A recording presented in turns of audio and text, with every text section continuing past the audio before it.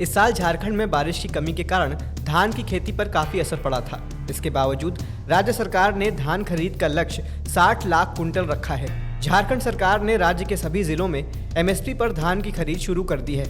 धान की खरीद के लिए सरकार की आधिकारिक वेबसाइट ई उपार्जन की तरफ से जारी किए गए आंकड़ों के मुताबिक पहले दिन 4245.77 कुंटल धान की खरीद की जा चुकी है। आम लोगों के लिए अच्छी खबर, सरकार ने दालों की महंगाई पर लगाम लगाने के लिए तूर और उड़द दाल के आयात पर इंपोर्ट ड्यूटी छूट को मार्च 2025 तक बढ़ा दिया है। इस फैसले का सीधा असर दाल आयातकों पर पड़ेगा, जिन्हें दाल की खरीद पर पड़ने वाला शुल्क नहीं देना पड़ेगा। नतीजन दाल की कीमतों में कमी आएगी और इस फैसले से दाल का आयात भी बढ़ेगा, जिससे बाजार में दाल की उपलब्धता बढ़ेगी और उनके रेट भी नियंत्रित रहेंगे। महाराष्ट्र में इस साल सूखे और ओले गिरने से किसानों को भारी नुकसान हुआ है। इसी समस्या के समाधान के लिए महाराष्ट्र सरकार ने बीमा कंपनियों से इससे प्रभावित किसानों को 25% अग्रिम रकम का भुगतान करने को कहा है। लेकिन महाराष्ट्र में बीमा कंपनियां मनमानी पर उतर आई हैं और सरकार के इस फैसले को लेकर वो सहज नहीं है। दूसरी तरफ सरकार इस फैसले को लेकर बहुत सख्त है कि बीमा कंपनियों को भुगतान करना ही होगा। कांस्टेबल की 60,000 भर्तियां निकालने के बाद उत्तर प्रदेश सरकार ने अब UP police SI ASI vacancy 2023 के तहत कुल 921 पदों पर नियुक्ति के लिए आवेदन मांगे हैं। इन पदों के लिए सरकार द्वारा नोटिफिकेशन जारी कर दिया गया है। 7 जनवरी 2024 तक आवेदन किया जा सकता है।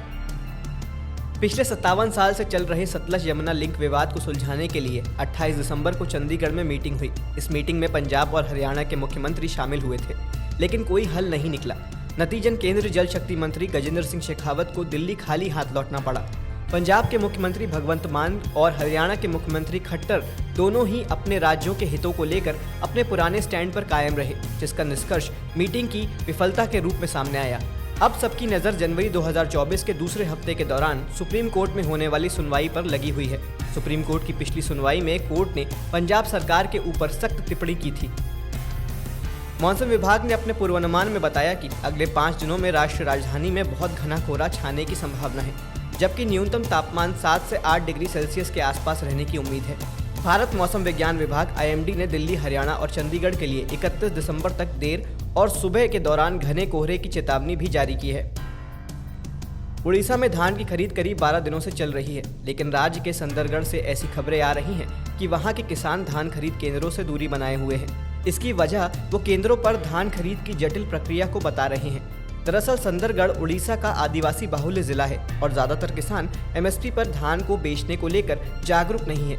इसके अलावा वो इस प्रक्रिया को बहुत मुश्किल और जटिल मानते हैं। ऐसे में यहाँ के किसान अपनी फसल स्थानीय व्यापारियों को सस्ते रेट पर बेच देते हैं। मौसम विभाग की माने तो 29 और 30 दिसंबर को पश्चिमी और पूर्वी यूपी में मौसम ठंडा रहने की संभावना है।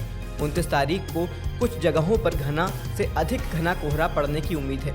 वहीं अलग अलग स्थान पर ठंडा दिन रहने के आसार हैं। इसके साथ ही 31 दिसंबर को पश्चिमी यूपी के जिलों में और 1 जनवरी 2024 को पूर्वी यूपी में कई जगह बारिश और बौछार पड़ने का अलर्ट जारी हुआ है। आज के दिन कोरोना के 797 नए मामले सामने आए हैं।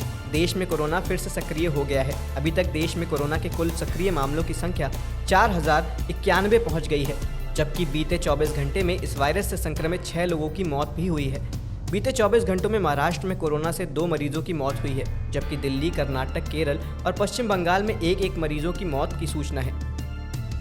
केंद्रीय कृषि एवं किसान कल्याण राज्य मंत्री कैलाश चौधरी ने राजस्थान के कल्याणपुर जिले के पटाऊ ग्राम पंचायत में ड्रोन व नैनो यूरिया की जानकारी दी।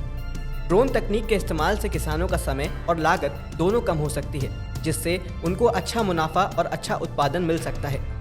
केंद्रीय मंत्री विकसित भारत संकल्प यात्रा के तहत किसानों तक पहुंच रहे हैं।